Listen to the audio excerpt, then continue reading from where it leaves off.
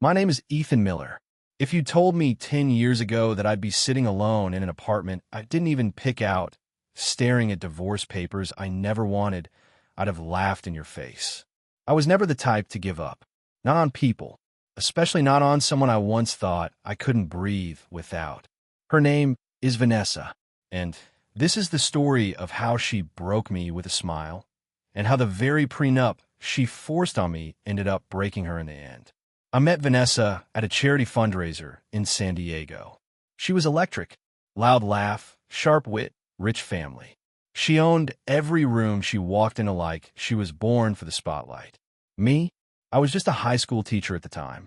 Clean cut, average paycheck, a guy who still packed his own lunch. But she noticed me, said I was refreshingly boring. I didn't know what that meant then. Now I do. We dated fast, burn hot.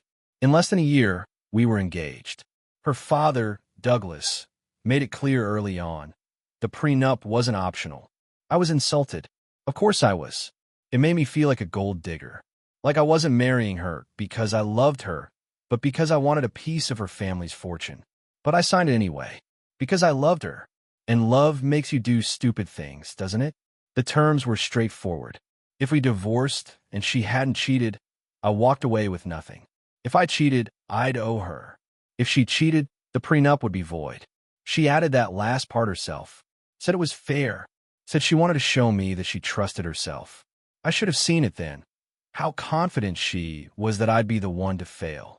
But I didn't. I signed the paper with a stupid grin on my face and kissed her like we were sealing forever. Our first 2 years were golden. She supported my decision to switch from teaching to architecture school.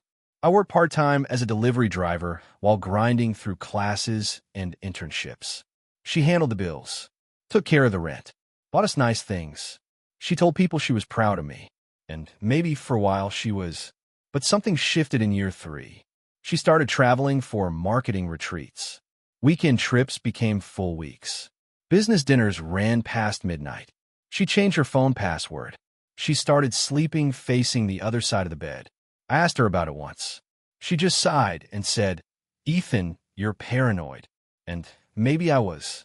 Maybe the fear of not being enough was catching up to me.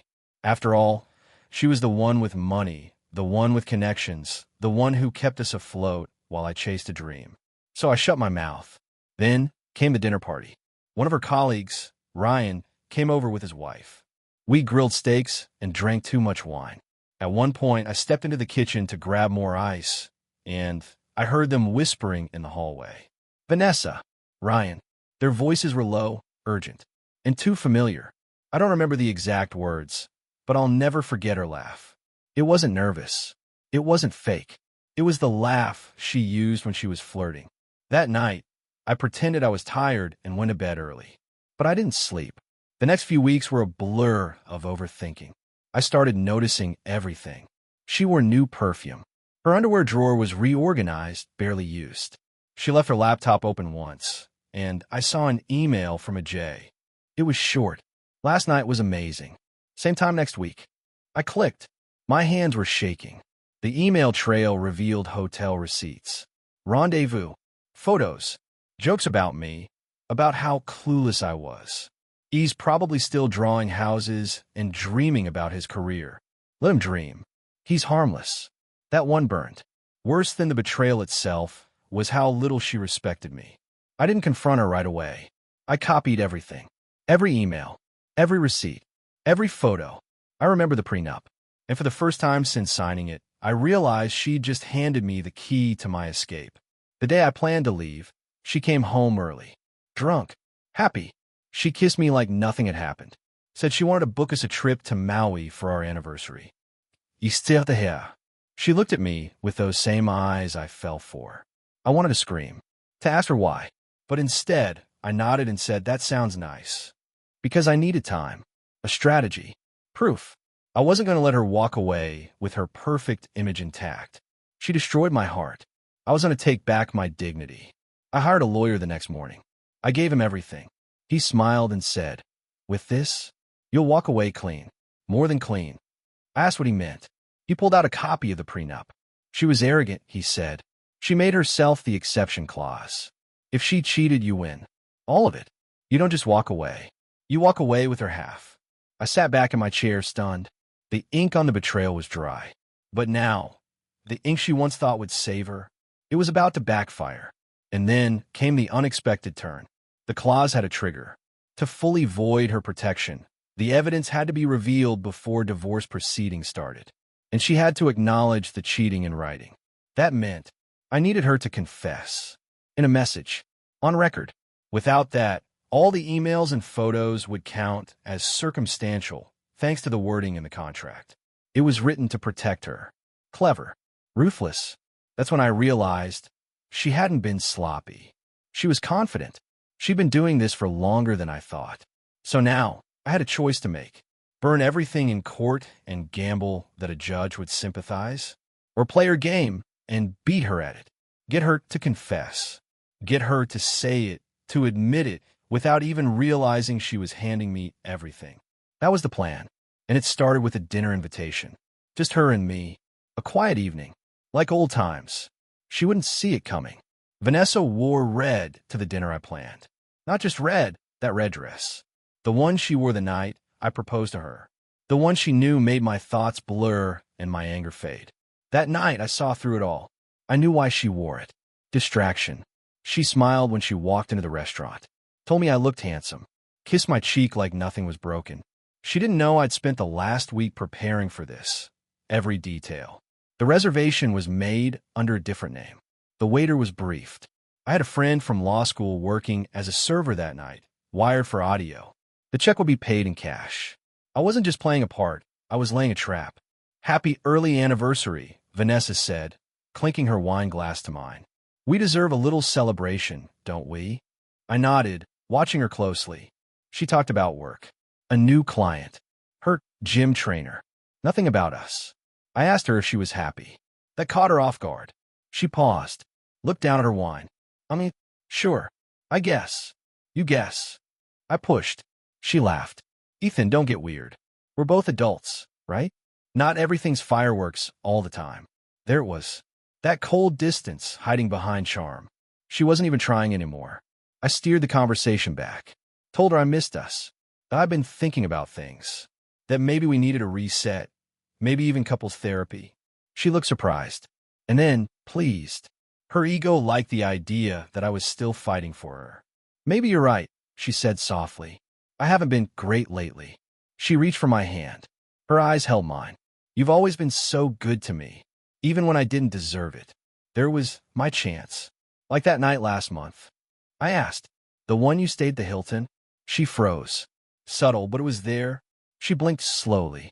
Hilton. I nodded. Yeah, you told me it was a company thing. A beat of silence. Right, she said. It was. You stayed alone? Of course I did. What? I leaned in slightly. Dropped my voice. No reason. Just wondering if Jay was there too. Her smile faltered. Just for a second. Then she laughed again. Harder this time. Ethan, wow. Are you snooping now? You really are paranoid. I didn't push. I knew better. Instead, I played vulnerable. Told her I felt distance. That I worried we were falling apart. That I wanted to trust her. And she, God help me, started comforting me. Telling me I was overthinking. That I was the rock in the relationship. That she loved me. It was disgusting. But it worked. She softened. And then, without prompting, she said it. I've made mistakes, Ethan. I've done things I'm not proud of. But they didn't mean anything. And I was going through a phase. Can we not dig everything up? There it was. The crack in her armor. I didn't press it further. I nodded. Looked down. Told her I appreciated her honesty. Inside, I was already planning how to extract those words later, exactly the way I needed them. That night, we didn't go home together. She had a spa appointment early in the morning. I watched her leave the parking lot, taillights disappearing into the night. My phone buzzed minutes later. It was a text from my lawyer. She slipped. The audio will help, but we still need it in writing. Of course we did. And that meant one more move, maybe two. I'd have to fake the hardest part of all. Forgiveness. The next week, I started playing the doting husband. Breakfast in bed. Surprise flowers at her office. Date nights. She started loosening up. I could tell she thought I was falling back in love. She started initiating physical affection again. And then, she started getting nervous, as if she suspected something. One afternoon, I came home early and found her on the phone. She didn't hear me at first. "I'm not sure," she whispered. "He's been different. Like sweet again. But too sweet, you know." A pause. "No, I haven't said anything. But if he knows, we're screwed." Another pause. "Just be careful. One wrong word and I lose everything." I stepped back out the front door. Waited 10 seconds. Slammed hard like I'd just arrived. She rushed to greet me with a fake smile and a kiss.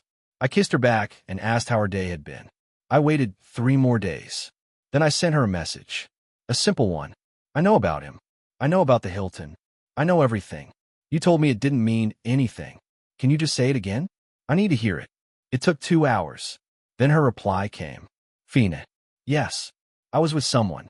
It didn't mean anything. I was lonely and stupid. I made a mistake. Is that what you want to hear?" "Yes. Exactly that." I forwarded the message to my lawyer. He replied within minutes. "You just won your life back."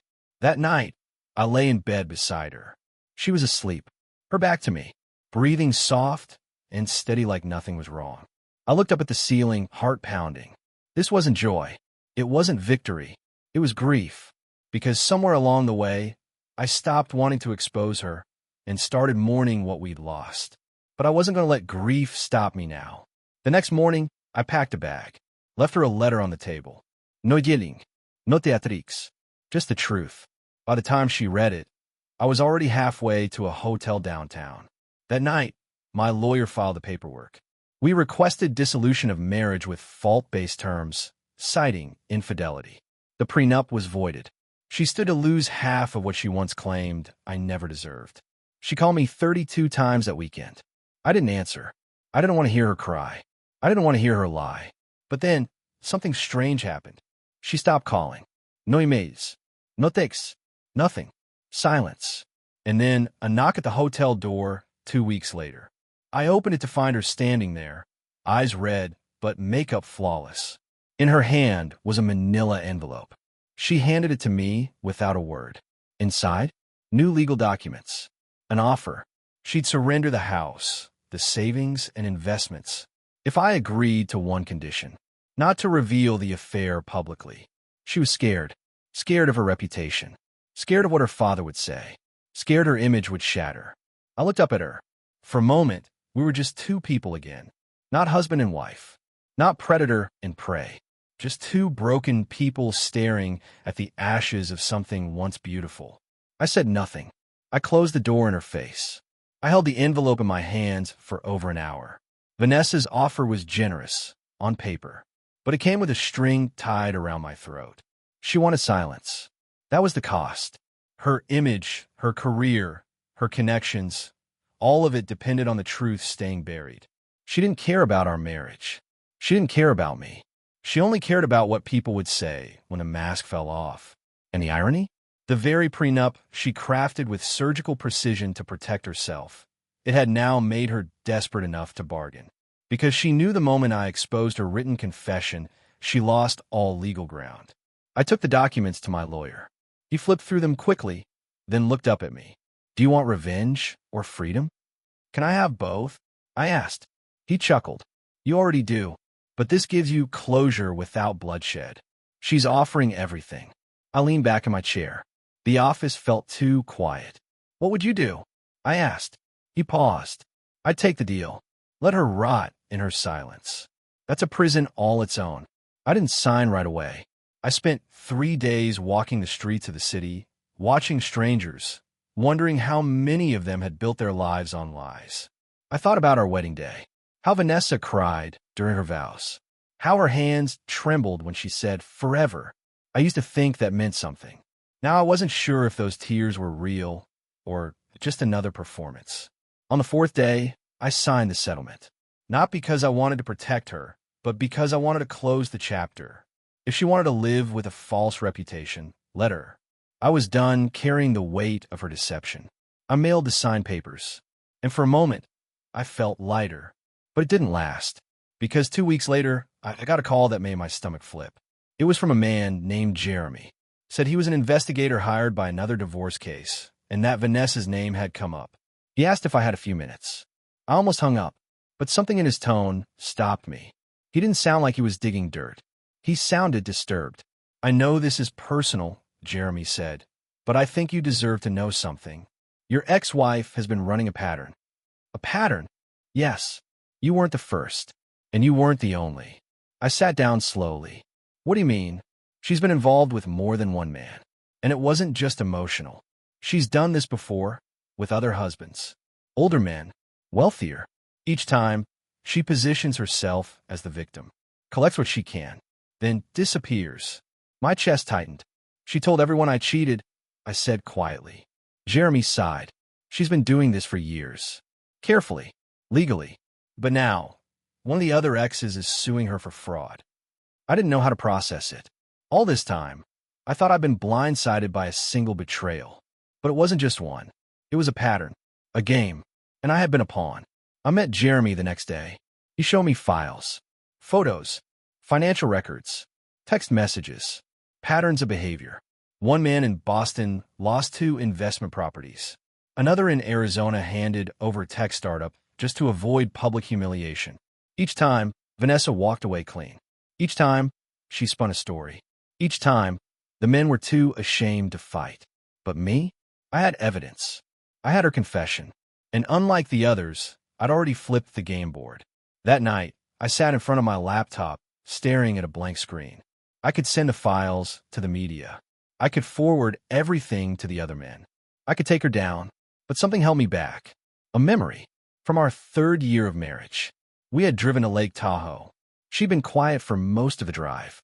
Then, out of nowhere, she told me about her childhood, about how her mother used to lock her in closets when she cried, about how her father didn't speak to her unless it was about grades, image, or money. I remembered the look on her face when she said, "I've always had to be perfect, Ethan. You don't understand what that does to a person." At the time, I thought it was just a sad memory. Now I saw it for what it was.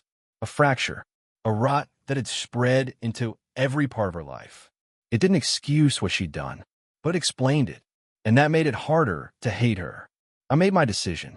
I sent one email. To her. Just one line. "I know everything. And I'm done protecting your image." I hit send. No threats. No plan. Just the truth. I wasn't going to the media. I wasn't joining the other lawsuits. But I also wasn't staying silent. An hour later, she called. I didn't pick up. She texted. "Please. I need to talk. Just once." I stared at the screen. Then I replied. "Dinner. Same place. 1 hour. No lies." She arrived late. Dressed in black this time. No muck-up. No utility. She looked older. Smaller. Not the woman who once ruled every room she entered. She sat down without speaking. Her eyes were already wet. "I know what you found," she said quietly. "Jeremy told me." "Good." She nodded. "I deserve this. All of it." I didn't respond. She reached into her bag and pulled out a photo.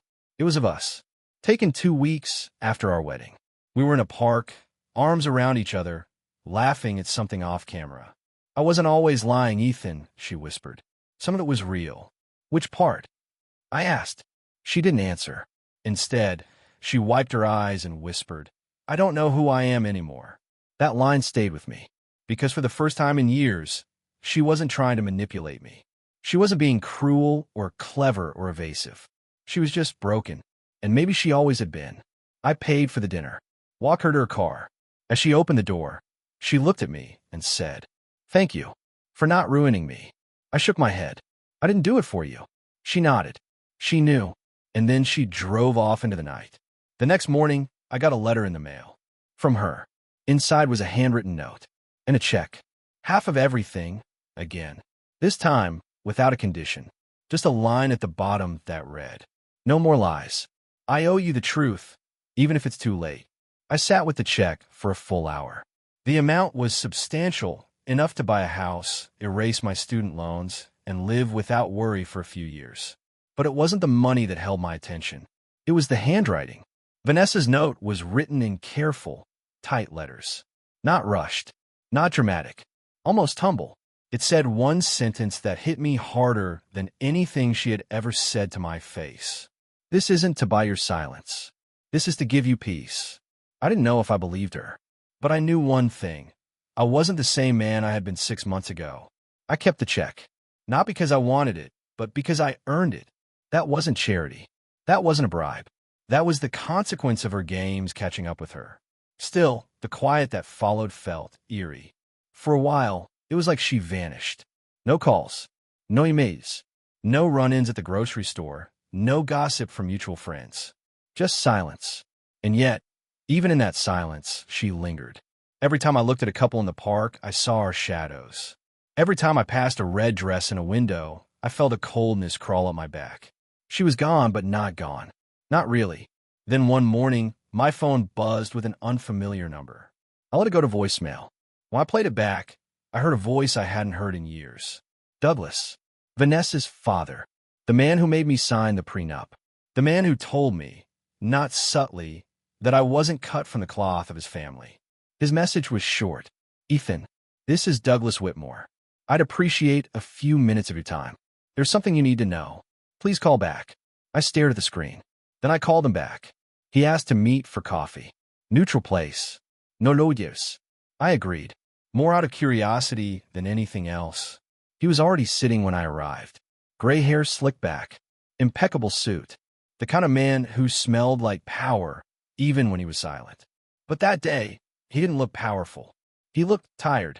He stood to shake my hand. Ethan, Douglas. He gestured to the seat across from him. I'm not going to pretend I treated you well, he said bluntly. I didn't. I thought you were a liability. I was wrong. I didn't respond. He sighed. I know what Vanessa did, and I know what she tried to hide. It took a long time, but I finally stopped believing the stories. I leaned in slightly. Why now? He looked down at his coffee. Because she lied to me, too. About her mother. About her business. About everything. There was pain in his voice. She told me she was seeing a therapist, he said. That she was working on herself. I believed her. I wanted to. But last week, I got a call from a man in Florida. One of her ex-husbands. Said she used me as leverage in her legal battles. That she pretended to have my backing. He looked up. She used my name to get settlements. I exhaled slowly. She's good at that, I said. He nodded. Too good. Douglas reached into his briefcase and slid a thin folder across the table. Inside were printouts, emails, bank transfers, documents signed in my name, but not by my hand. She forged your signature? I asked. He gave a small nod. And others. Not just mine. Why are you showing me this? Because you're the only one who ever got through to her. I scoffed. I didn't get through to her. I just caught her. Exactly. You were the only one who didn't fall apart after. He paused, then leaned forward. She's spiraling, Ethan. Drinking. Isolated. She pushed everyone away. I stayed silent. I'm not asking you to fix her. God knows I tried that myself. But if there's anything she told you that might help me understand how to reach her, I'd be grateful. I thought about that question long after Douglas left. What did I know that he didn't? What could I possibly say or do that would change someone like Vanessa? That night, I opened my old email folder, the one I swore I'd never look at again. It was full of messages from Vanessa from our early days. Random notes, photos, jokes, grocery lists, travel plans. But then, buried deep in the archive, I found a voice memo. One I'd forgotten, dated 3 years ago. I clicked play. Her voice crackled through my headphones. I know I joke around a lot, and I act like I'm fearless, but I'm not. I am terrified. Every day. I think someday you'll realize I'm not good enough for you. That you'll see I'm just pretending. That I don't know how to be loved the way you love me. The message cut off halfway through. But it was enough. She wasn't just broken. She knew she was broken. And she didn't know how to stop pretending. I didn't call Douglas back. Instead, I wrote one letter. Not to her. Not to him. To myself. I wrote down everything I wish someone had told me before the damage. And then I folded the letter, put it in an envelope, and left it at her doorstep. No name. No return address. Just a message that said, there's still time to be someone better than your past. I didn't wait for a reply. I didn't check her social media. I didn't ask mutual friends. That letter wasn't a rescue mission. It was a release. For her. And for me. 3 weeks later, I got a voicemail. No words. Just breathing. And then a soft whisper. Thank you. Click. It's strange. The things you remember after everything burns down. Not the fights. Not the final arguments. Not even the betrayal, but the little things. Like the way Vanessa used to hum to herself when she folded laundry. Or how she always left the TV on the news channel, even if she wasn't watching it. Or how, for a while, we'd eat frozen waffles at 2 a.m. because we were too tired to cook and too in love to care. Those moments don't get erased by a signature or a settlement. They linger, like the faint outline of a picture that's been taken off the wall. After the voicemail, I didn't hear from her again, but something had shifted in me. I was no longer angry, not because I'd forgiven her, but because I had accepted the truth. Vanessa didn't just cheat on me. She cheated herself out of something real.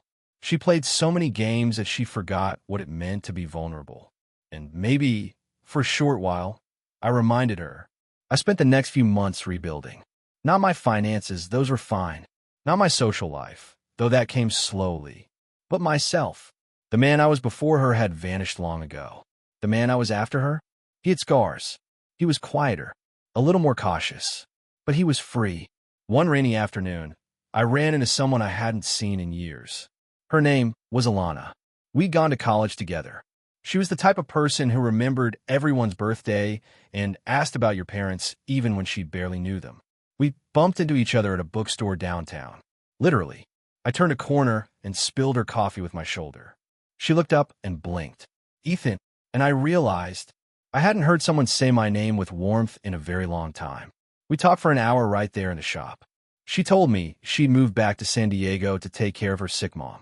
I told her I'd left architecture and was starting my own design studio. She didn't ask about Vanessa, and I didn't offer.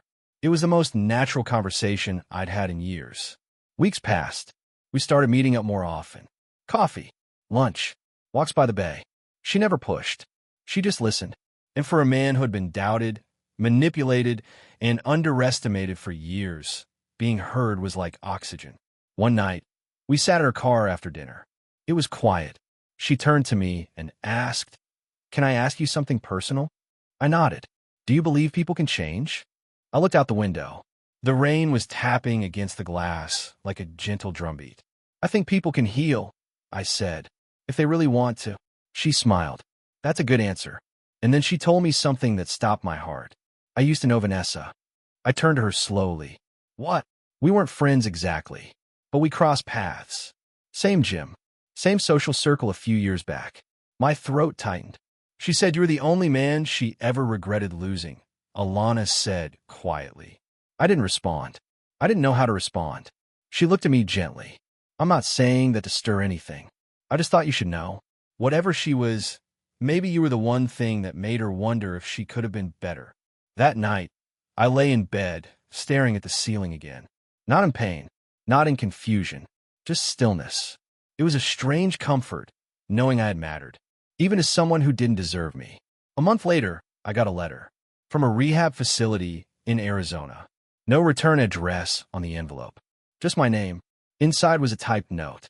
"I lied to you more times than I can count. But this one thing is true. You loved me in a way I never thought I deserved. And I hated you for it, because it forced me to see myself. I don't expect forgiveness. I just hope the next person you love gives you what I couldn't. I'm working on myself now. And for once, not for the show." I didn't cry, but I did feel something close. Not sorrow, not regret, but release. She was gone. Not lost, not destroyed, but gone in the way someone is when they've finally let go of the performance. I didn't write back. I didn't need to. Some letters are meant to close books, not open them. 1 year later, I stood in a new home. One I designed myself. The walls were bare. The air was fresh. And for the first time in years, I was okay with the silence. It was a bright spring morning when I got the final call. I was sketching plans for a new project when my phone rang, a number I didn't recognize. For a moment, I thought it might be Vanessa again. It wasn't. It was a nurse from a hospice in Sedona, Arizona. She asked if I had a moment to talk about a patient named Vanessa Whitmore. My throat dried instantly. The nurse spoke gently, as if she knew my silence was louder than words. "Vanessa requested you be contacted. She left a note with your name and number, just in case." "In case of what?" I asked, barely getting the words out. "In case her condition turned," she said. "Condition?" The nurse hesitated. "She has late-stage liver failure. The rehab helped her get clean, but the damage was already done. He sat motionless. It didn't seem real. Vanessa. Sick. Dying. The woman who once danced through our apartment in heels, drinking expensive wine, mocking me for liking instant coffee, now lay in a sterile room, waiting for her body to quit. I drove to Sedona the next day. 5 hours on the road with nothing but the sound of the wind. I didn't know why I went. Maybe it was closure. Maybe it was guilt. Maybe it was something deeper than either of those. The facility was small, quiet, tucked between red rock cliffs and desert air. A nurse led me down the hall, whispered that she didn't have much time left. When I walked in, I almost didn't recognize her. She was thin, pale, fragile in a way I'd never imagined her. But her eyes were still sharp, still hers. Ethan, she whispered, cracking a smile. Hey, ve. She blinked back tears. You came. I almost didn't, I said honestly. I wouldn't blame you. I sat down beside her. For a long time, we just sat in silence. No tensión. No agendas. Just breath. Finally, she spoke. I spent my whole life trying to look like I had it all figured out. But inside, I was just a scared little girl who thought love was a trick. I didn't respond. She looked at me. You weren't perfect, but you were real. I didn't know what to do with that. I nodded. I didn't know what to do with you either. She gave a dry laugh that ended in a cough. Do you hate me? She asked. No. Do you forgive me? I thought for a long time before answering. I don't know if I believe in forgiveness the way most people do, but I'm not angry anymore. I don't carry you like a wound. That's something, isn't it? She nodded slowly. It's more than I deserve. She reached out, weakly. I took her hand. Her fingers were cold. Her grip was soft. Nothing like the woman I once knew who could shred a room with a look. I'm sorry, she whispered. And I believed her. Not because I had to, but because she finally meant it. She fell asleep minutes later. I sat there until the sun dipped low over the cliffs. And when I left, I knew it would be the last time I saw her. 3 days later, she passed away in her sleep. The hospice called to let me know. They also told me she left something for me. A box. Inside were photos, old letters, and a sealed envelope. The letter was addressed to Ethan, the only person who ever saw me without the mask. I opened it. Her handwriting was still neat, but shakier now. I don't expect to be remembered kindly, but I want you to remember me honestly. I hurt you. I broke what we had, but you were the only real thing I ever had. And you gave me something I never thought I'd feel. The desire to be better. I failed at that. But maybe if you can walk away from this life without bitterness, that's a kind of redemption. I hope one day someone loves you the way you try to love me. Not with fear. Not with conditions. Just purely. Goodbye, Ethan. I'm sorry it took dying to finally tell the truth. Vanessa. I folded the letter slowly. No tears. No anger. Just peace. Weeks passed. I started running again. I traveled. I laughed. Alana and I stayed close. We never forced anything. One day she said, "You look lighter." I told her it was because I stopped trying to make sense of someone who didn't even know who she was. And for the first time in years, that felt true. It's funny. Vanessa tried to protect herself with contracts, lies, image. But in the end, it wasn't her prenup that ruined her. It was never the paper. It was the choices and the silence between them. And me? I survived her. Not because I was smarter, but because I was honest. With her and with myself.